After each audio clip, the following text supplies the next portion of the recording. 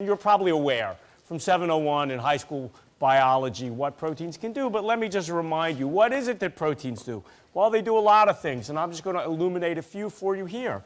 One of the things that they clearly do, right, is catalysis. We'll talk a lot about this in future lectures. They enhance reactions or reaction rates because they often function as enzymes. What else do they do?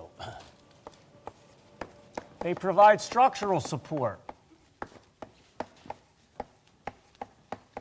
At the macroscopic level, for example, by proteins like collagen.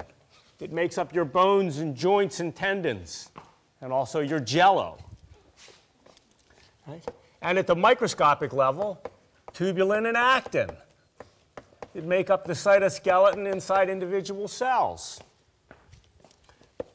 Transport. Hemoglobin, myoglobin, the molecules that are responsible for transporting oxygen in the blood and in the muscle that you'll learn about shortly if you don't already. There's another molecule called ferritin.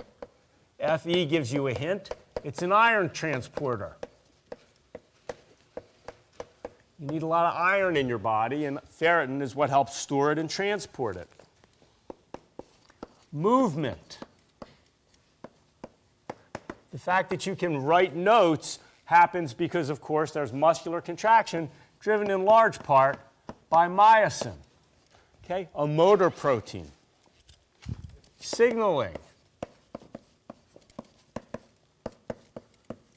Signal transduction. Things that control, for example, heart rate and blood pressure, which, as you will learn in one of the future lectures, is controlled by receptor proteins.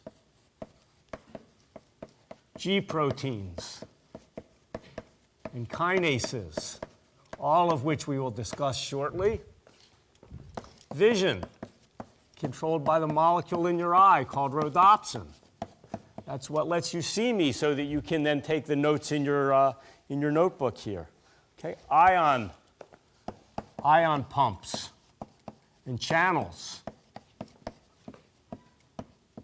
All of these things are built from the same set of 20 amino acids. Pretty incredible. But it means that if we want to understand what proteins do, we want to isolate them and try to figure out how they work. We want to study their function and make biochemical measurements and biophysical measurements, solve their structure. We're going to have to purify them. And so to do this, we have to talk about the steps that we're going to use to purify the proteins that are responsible for doing the biological activities that we're interested in.